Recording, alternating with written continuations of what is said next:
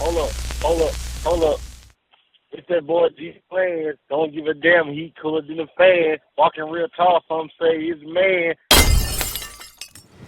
Yeah. What?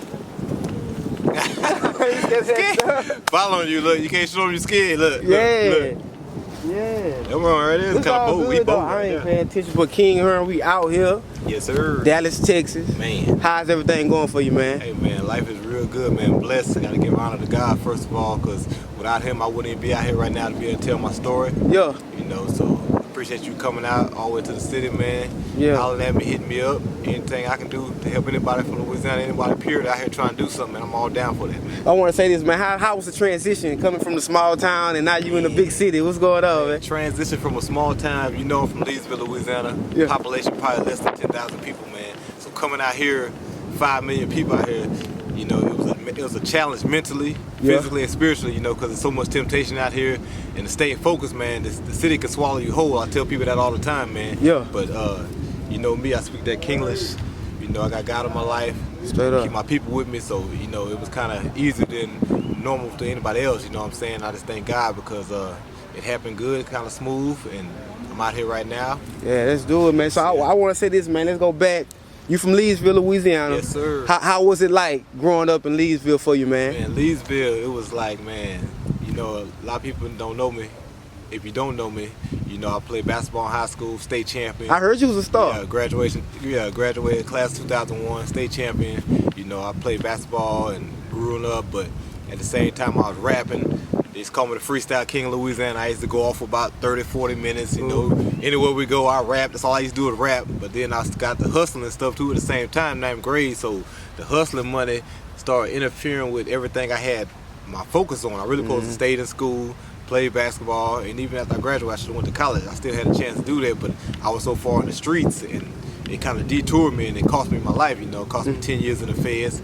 Went to the feds for conspiracy.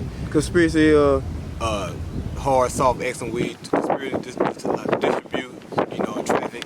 So, you know, I was selling all kind of stuff, you know, everything you name, I was selling it, and I was a part of a drug ring that's supposed to be from Houston. Yeah. I got jammed up, you know. And now you just on the straight and narrow path. Everything is legal. Everything is narrow path, man. Yeah. 'Cause, you know, I was on drugs. I was sipping codeine. I was popping X. I was doing so much stuff like every day, like 3 or 4 years straight. Every day I was sipping codeine. I was popping eggs. I was rolling in the parties.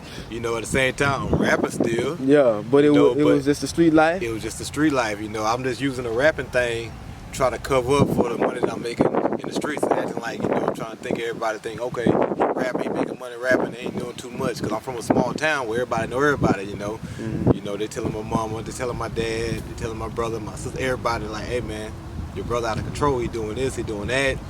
And then I kind of expanded a little bit, just not from Leesville. I was heavy in Houston. I was in Alexandria. I was in Natchitoches. People that might watch this interview, y'all remember me, King Hearns. You know, ain't nothing changed. But I'm just doing the right thing now. And when I touched down, man, the Lord told me, you do the right thing. Everything you ever dreamed of, everything you want to do, I'm gonna make sure it happens. You just gotta do the right thing. So that's what I've been doing since I came home. So I mean, where did you spend your time when you was incarcerated? I did a few months in DOC, but most of the time I did in the feds. They sent me to Memphis, Tennessee.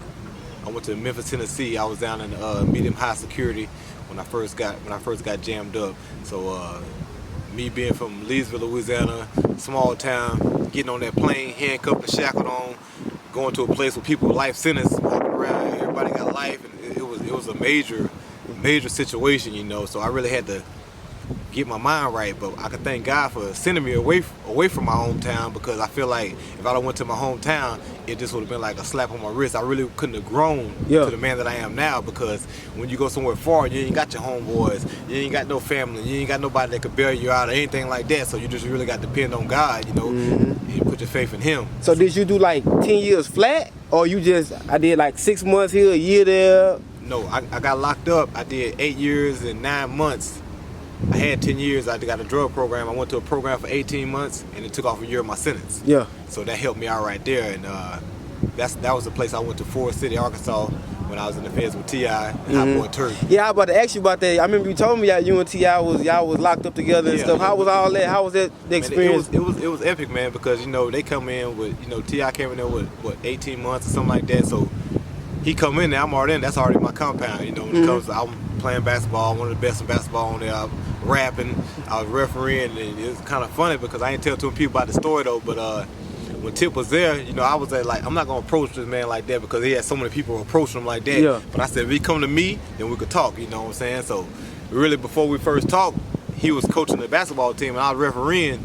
And he said something small like, come on, referee, you cheating or something. And I turned around not knowing who it was, and I just blew on him.